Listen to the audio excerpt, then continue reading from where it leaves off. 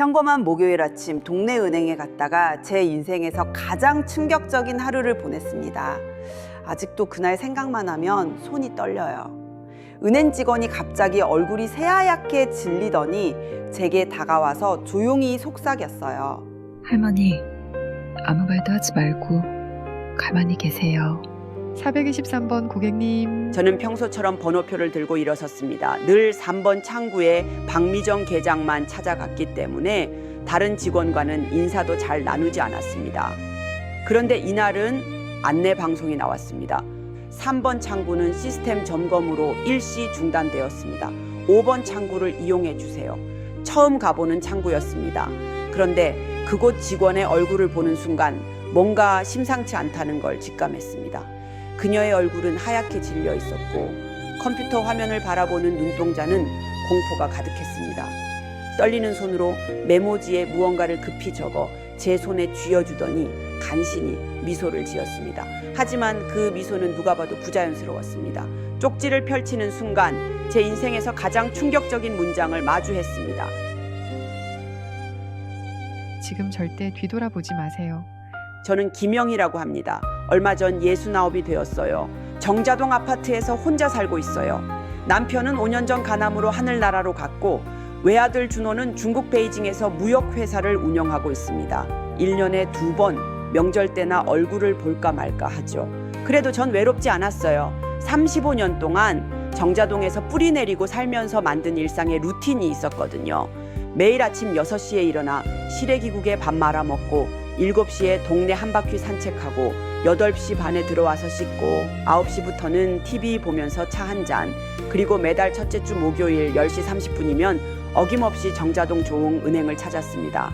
이 루틴은 남편과 함께 시작한 거였어요. 33년 전 정자동에 작은 빵집을 열었을 때부터였죠. 영희네 빵집. 남편이 직접 간판을 달아줬어요. 글씨체가 삐뚤삐뚤했지만 그게 또 정겨웠죠. 매달 빵집 수입을 정리해서 은행에 입금하러 가는 날이면 남편은 늘 제 손을 꼭 잡아줬어요. 여보, 이번 달은 좀 나아졌네요. 당신이 만든 단팥빵이 인기가 좋아서 그래. 정자동 최고의 단팥빵이야. 그런 소소한 대화를 나누며 은행을 오가던 시절이 있었죠. 지금은 빵집도 남편도 없지만 그 루틴만은 여전히 지키고 있습니다. 아니, 지키고 있었다고 해야 맞겠네요. 그날 이후로는 모든 게 달라졌으니까요. 2024년 11월 7일 목요일, 평소처럼 6시에 일어났어요. 부엌에 가서 냉장고에서 시래기국을 꺼내 데웠습니다. 어제 끓여놓은 거였어요. 뚝배기에 밥을 넣고 김치 얹어 후루룩 먹었죠. 창밖을 보니 아침 햇살이 참 곱더라고요. 11월인데도 포근한 날씨였어요. 7시 정각 현관문을 열고 나섰습니다. 엘리베이터에서 옆집 박씨 아저씨를 만났어요. 김 여사님, 오늘도 산책 가시네요. 네, 운동 삼아 다녀와요. 아저씨는요? 혈압약 타러 병원 가려고요. 아이고, 건강 조심하세요. 평범한 인사였어요. 그런데 이상하게도 그날따라 박씨 아저씨의 표정이 어두워 보였습니다. 뭔가 말하고 싶은 게 있는 것 같았는데 지금 생각해보면 그것도 어떤 전조였을까요? 아파트 단지를 한 바퀴 돌았어요. 은행나무 잎이 노랗게 물들어 바람에 흩날리고 있었죠. 벤치에 앉아 잠시 숨을 고르는데 핸드폰이 울렸습니다.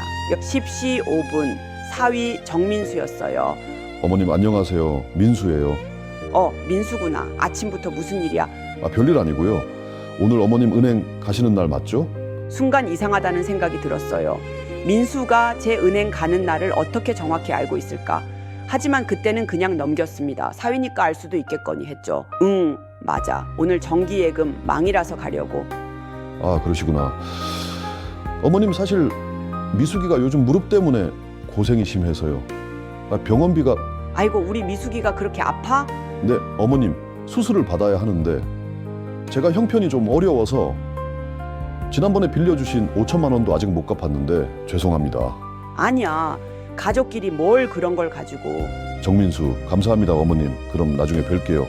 전화를 끊고 나니 마음이 무거웠어요. 미숙이가 아프다니. 6개월 전에도 디스크 수술한다고 5천만 원을 빌려줬는데 또 수술이라니.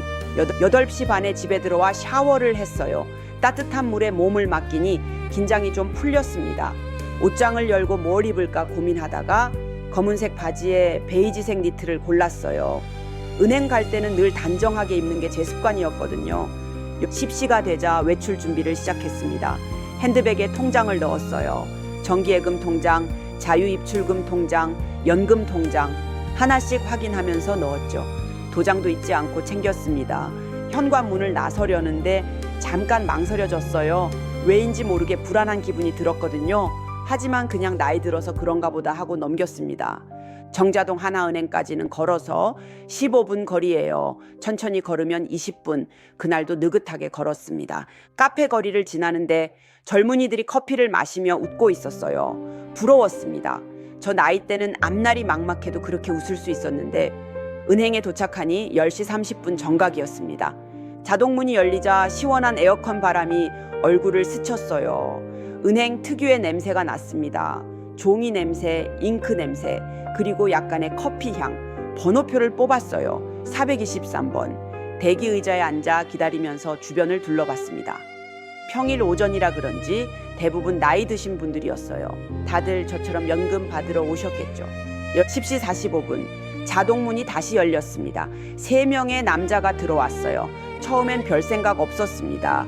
하지만 그들의 행동이 좀 이상했어요. 번호표를 뽑지 않고 그냥 제 뒤쪽 의자에 앉았거든요. 그것도 3명이 따로따로 앉지 않고 제 바로 뒤에 나란히.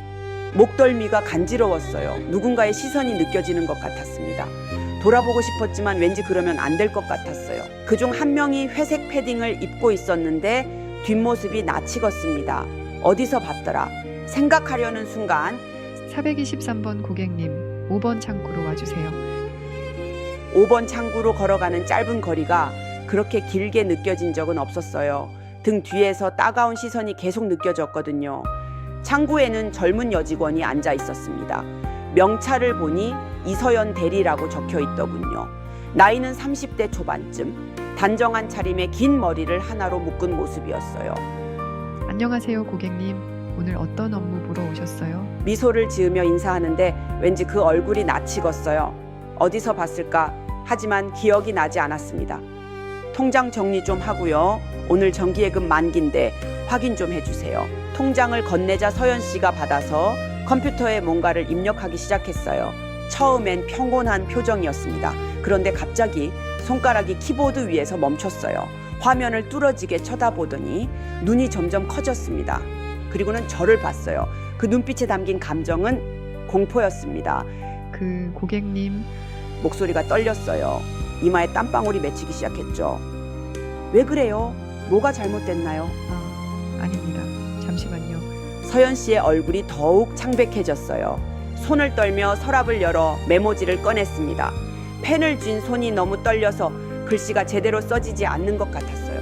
몇 번이나 쓰다 지우다를 반복하더니 겨우 메모를 완성했습니다. 그리고는 제 손을 살짝 잡으며 그 쪽지를 쥐어줬어요. 고객님, 전산 시스템 확인할 게 있어서 5분만 기다려주세요. 금방 처리해 드릴게요. 억지로 미소를 지었지만 그 미소는 울음을 참는 것처럼 보였어요.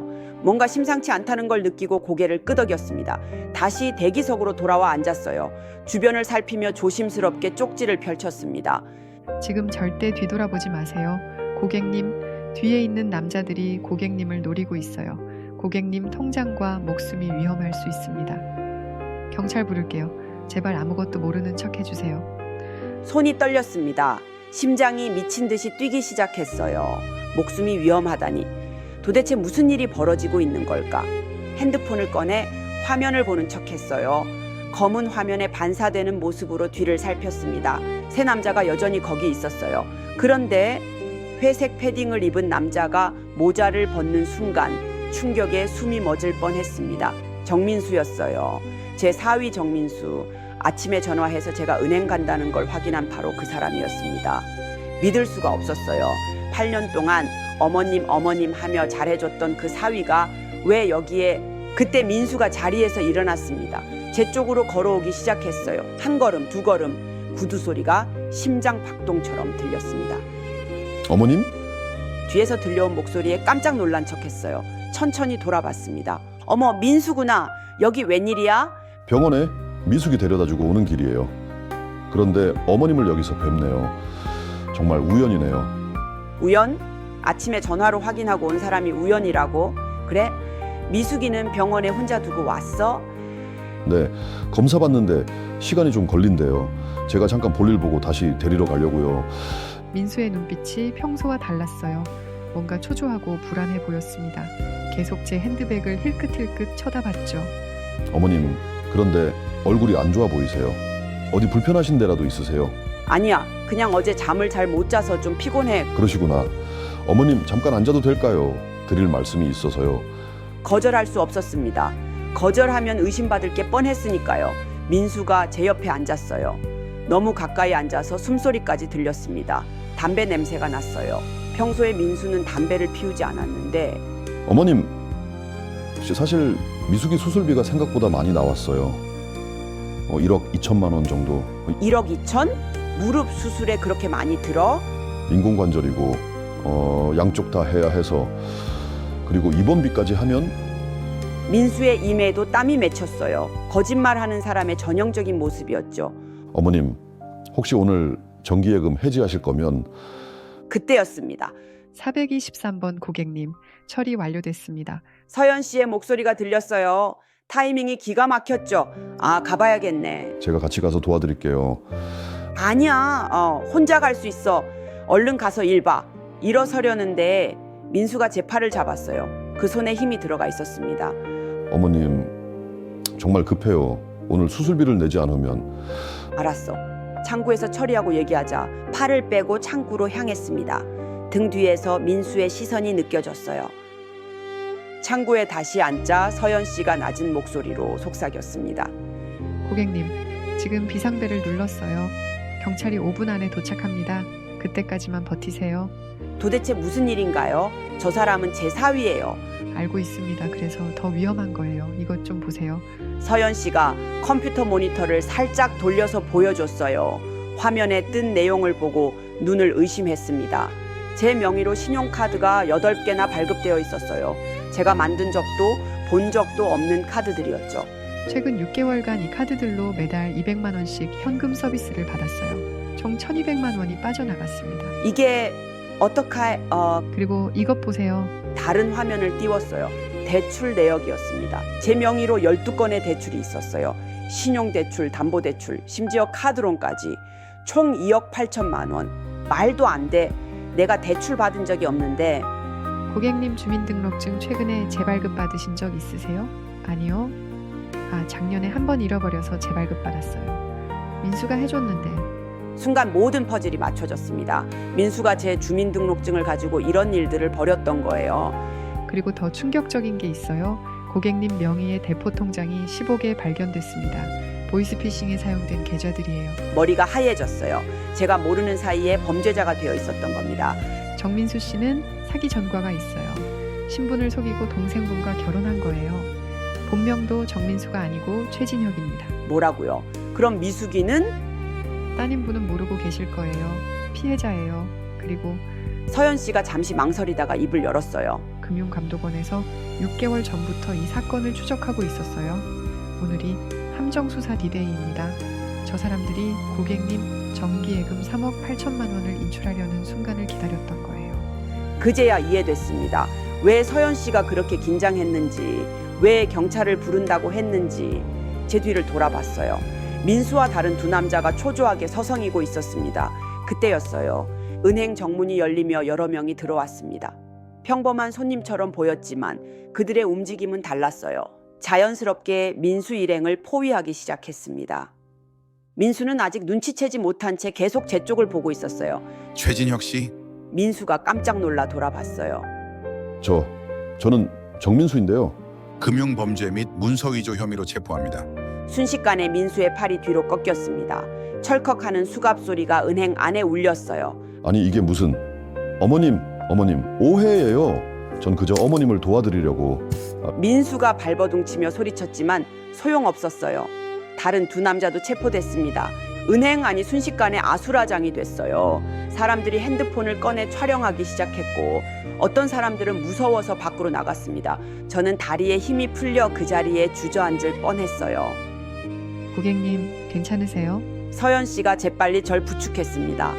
미숙이 미숙이는 어떻게 해요? 따님분께도 연락이 갔을 거예요. VIP실로 모시겠습니다. 거기서 좀 쉬세요. VIP실은 조용했어요. 가죽 소파에 앉아있으니 이제야 실감이 났습니다. 8년 동안 가족이라고 믿었던 사람이 사기꾼이었다니. 그것도 처음부터 우리 가족을 노리고 접근했다니. 서연 씨가 따뜻한 차를 가져다 줬어요. 고객님, 이거 드시고 좀 진정하세요. 고마워요. 그런데 민수가 아니라 최진혁이라고요? 네, 본명은 최진혁 42살입니다. 사기 전과만 6범이에요. 6범, 그럼 미숙이는 정말 모르고 있었던 건가요? 네, 따님분은 완전히 속으신 거예요. 최진혁이 신분을 완벽하게 위조했거든요. 문이 열리고 형사 한 명이 들어왔습니다. 김영희 할머니시죠. 금융범죄 특별수사팀 박준호입니다. 30대 초반으로 보이는 박 형사는 진중한 표정이었어요. 할머니 충격이 크시겠지만 몇 가지 확인할 게 있어서요. 경찰서로 모시겠습니다. 네. 그런데 미숙이는요? 우리 제 딸은 오고 있나요? 지금 오고 계십니다. 10분 후면 도착하실 거예요. 경찰차를 타고 정자경찰서로 향했습니다. 차창 밖으로 평화로운 정자동 거리가 지나갔어요. 저 거리 어딘가에서 민수가, 아니 최진혁이 몇 달 동안 저를 감시하고 있었을 거라 생각하니 소름이 끼쳤습니다. 경찰서 조사실, 회색 벽에 철제 책상, 딱딱한 의자, 삭막한 공간이었지만 오히려 안전하다는 느낌이 들었어요. 할머니, 이제부터 제가 말씀드리는 내용이 충격적일 수 있습니다. 마음의 준비를 하세요. 네, 말씀하세요. 최진혁은 전문 결혼 사기꾼입니다. 주로 재산이 있는 노인들을 타깃으로 삼죠. 가족에게 접근해서 신뢰를 쌓은 다음 재산을 빼돌리는 수법을 씁니다. 그럼 처음부터 미숙이와 결혼한 것도 다 계획이었단 말인가요? 네, 김미숙 씨가 남편을 잃고 혼자 계신다는 정보를 입수하고 접근한 겁니다. 그리고 미숙 씨를 통해 할머니께 접근할 계획이었죠. 가슴이 찢어지는 것 같았어요. 미숙이가 얼마나 상처받을까. 그리고 할머니 6개월 전에 빌려주신 5천만 원 기억나시죠? 네, 미숙이 디스크 수술한다고. 미숙 씨는 디스크 수술 받은 적 없습니다. 최진혁이 도박빚 갚는 데 쓴 거예요. 도박빚. 그리고 더 충격적인 사실이 있습니다. 혹시 작년에 남편분 기일에 납골당 가신 적 있으시죠? 네, 민수가 차로 데려다 줬어요. 그때 할머니 핸드백에서 뭔가 없어진 것 없었나요? 생각해보니 그때 도장 케이스를 잃어버렸다고 생각했었어요. 나중에 집에서 찾았지만 도장이 잠깐 없어졌다가 나중에 나왔어요. 최진혁이 그때 도장을 복사한 겁니다. 그리고 할머니 주민등록증도 그때 복사했고요. 그 순간 작년에 기억이 떠올랐어요. 남편 기일이라 슬퍼하고 있는데 민수가 그렇게 잘해줬었죠. 차에서 내릴 때 핸드백을 들어주고 계단에서 부축해주고 그게 다 연기였다니. 그리고 할머니 정말 죄송한 얘기지만 박 형사가 잠시 망설이다가 입을 열었어요. 5년 전 남편분 돌아가실 때도 재조사가 필요할 것 같습니다. 네? 무슨 말씀이세요?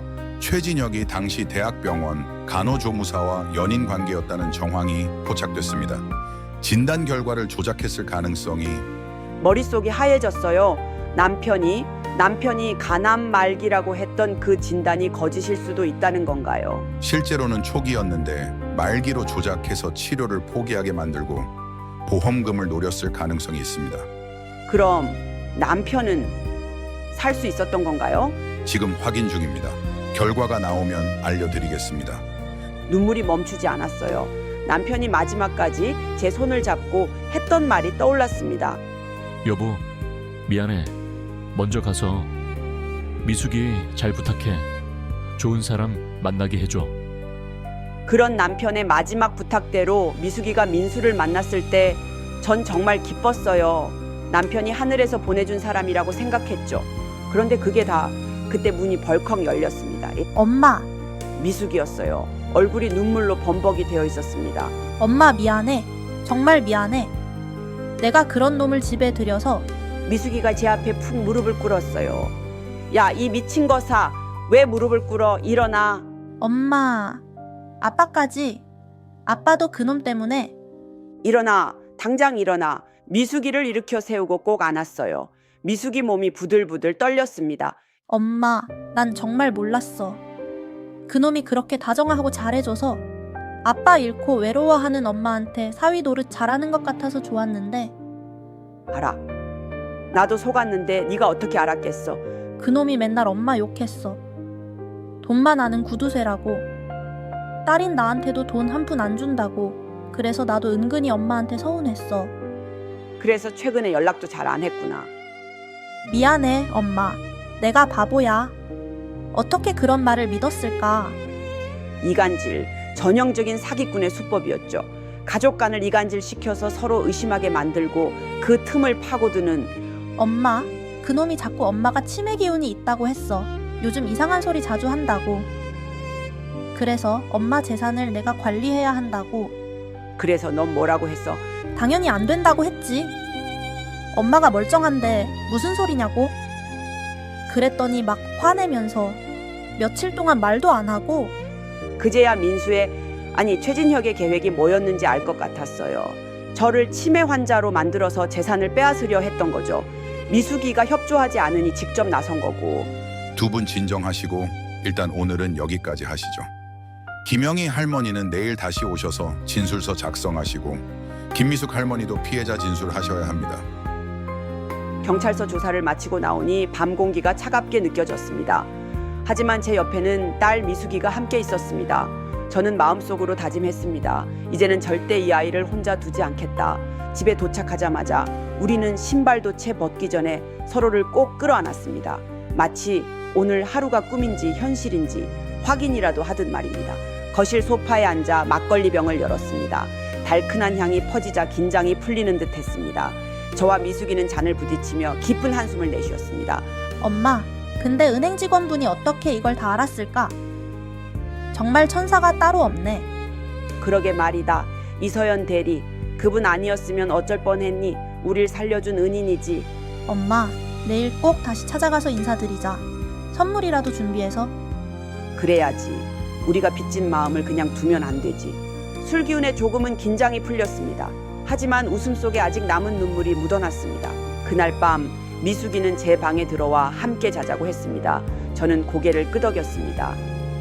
엄마, 오늘은 그냥 같이 잘래요. 혼자 두면 내가 불안해.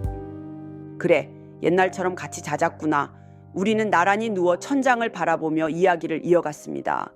엄마, 나 어릴 때 기억나? 아빠 돌아가시고 나서 우리 둘만 남았던 때.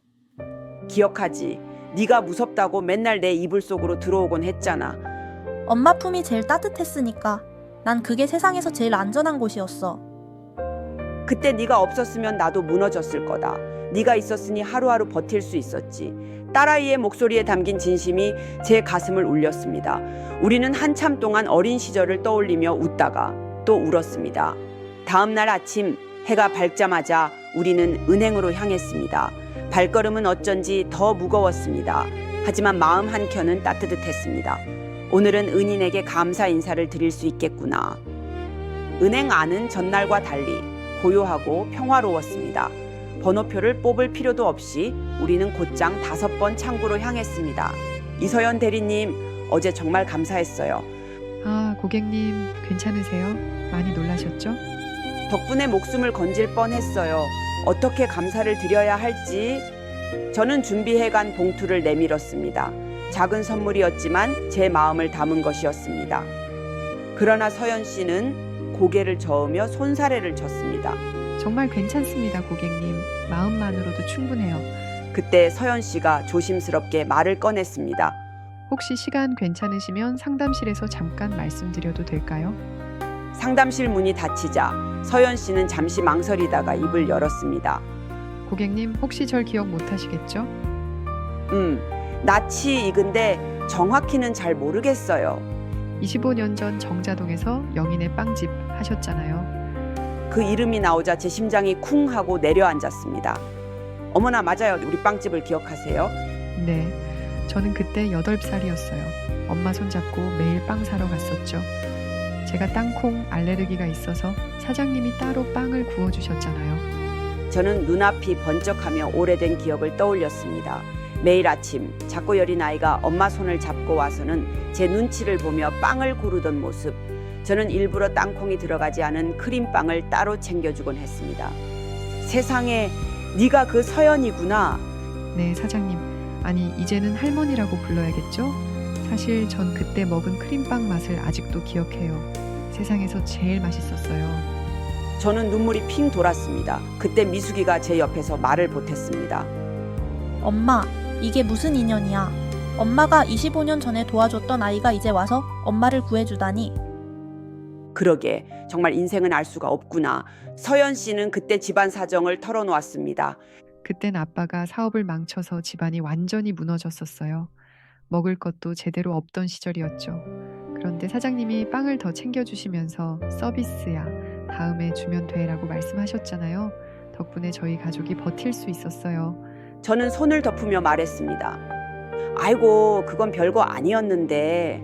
별거 아니라니요. 저한테는 그게 세상을 지탱해주는 힘이었어요. 그리고 중학교 입학할 때 교복 살돈까지 도와주셨잖아요. 그 일도 기억났습니다. 아이 엄마가 암으로 세상을 떠나고 아버지가 홀로 딸을 키우던 시절, 교복값조차 없다는 얘기를 듣고 저는 빵집 수입에서 조금 떼어 도와줬습니다. 맞다. 네가 중학교 들어간다고 했을 때였지. 내가 조금 보태줬었구나. 그 돈으로 교복도 사고 책가방도 사고 신발까지 살 수 있었어요.